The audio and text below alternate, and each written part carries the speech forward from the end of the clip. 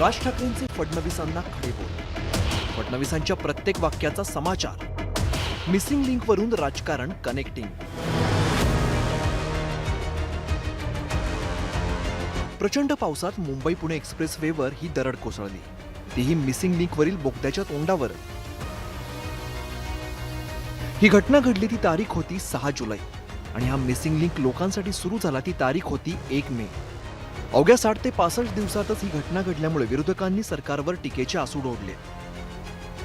ज्या वेगाने ही दरड कोसळली त्याच्या दुप्पट वेगाने विरोधक सरकारवर तुटून पडले.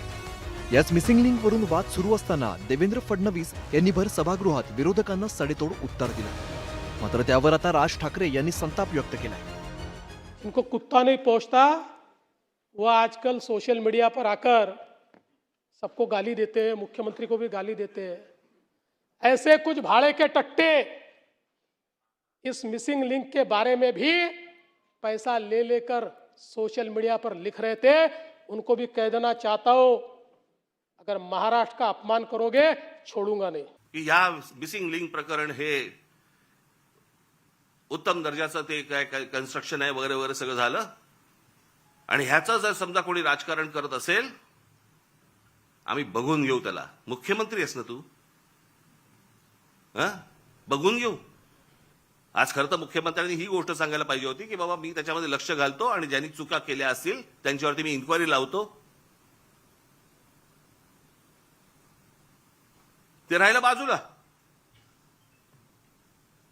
याच्यामध्ये जो राजकारण करेल त्याला मी बघून घेईन. बघून काय घेईन? सुसंस्कृत महाराष्ट्राचा मुख्यमंत्री आहे, विधानसभेमध्ये बघून घेईनची कुठची भाषा आली? इतकंच नाही तर सभागृहात देवेंद्र फडणवीसांनी हिंदी भाषेत इशारा दिल्यावरूनही राज ठाकरे यांनी फडणवीसांना शेलक्या भाषेत सुनावलंय. वाक्य संपल्या संपल्या हिंदीतून सुरू झाले. मिसिंग लिंक के बारे में अगर कोई राजनीति करे, कोणासाठी हिंदी बोललात?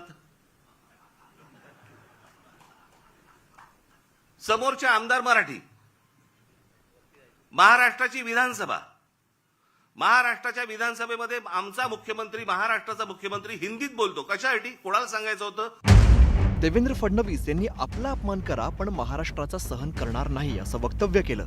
त्याचाही राज ठाकरे यांनी समाचार घेतलाय. सवाल हा नाही आहे, अरे देवेंद्र फडणवीसला शिव्या द्या, त्याला सवय आहे, शिव्या प्रूफ आहे मी. कारण जीवनात एकच गोष्ट शिकलो, आजपासून 10 वर्षांनी हे शिव्या देणारे दिसणार नाही, पण ती कनेक्टिंग लिंक असेल आणि देवेंद्र फडणवीसचं आणि एकनाथ शिंदेचं नाव असेल. आता मिसिंग लिंक बद्दल बोललं तर याच्यात महाराष्ट्राचा अपमान कुठे आला? लोकांनी प्रश्नही नाही विचारायचे.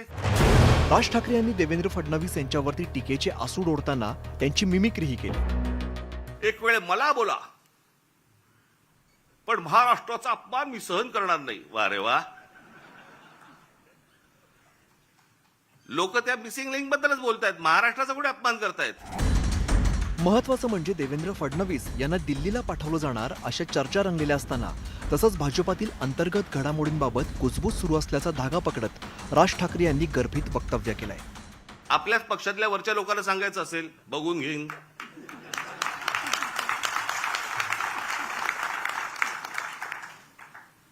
त्यांनाही माहिती आहेत हे सगळे व्हिडिओ येत आहेत कुठून, हे सगळं काय चालू आहे राजकारण. मी त्याशी बोललो नाही का, माझ्या पत्रकार परिषदेमध्ये बोललो ना.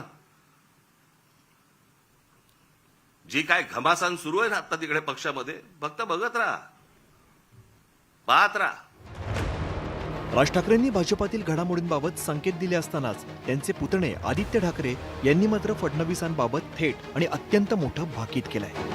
काय खूप वेळा काय होतं, arrogance is a sign of frustration, हे जे आपण बोलतो, हे काल जिवंत उदाहरण याचं मुख्यमंत्री महोदय. मी ह्या मागच्या आठवड्यात पण सांगितलं की कदाचित हे शेवटचं अधिवेशन त्यांचं मुख्यमंत्री म्हणून आहे. कदाचित त्यांना दिल्लीत कॅबिनेट मंत्री म्हणून खेचलं जाईल, जोर जबरदस्तीने खेचलं जाईल. शिवराज सिंग चौहानानं कसं खेचलं तसं खेचलं जाईल. एकूणच प्रचंड पावसात मिसिंग लिंकवरती दरड कोसळली, त्यानंतर राडारोडा पाण्यासोबत वाहून गेला.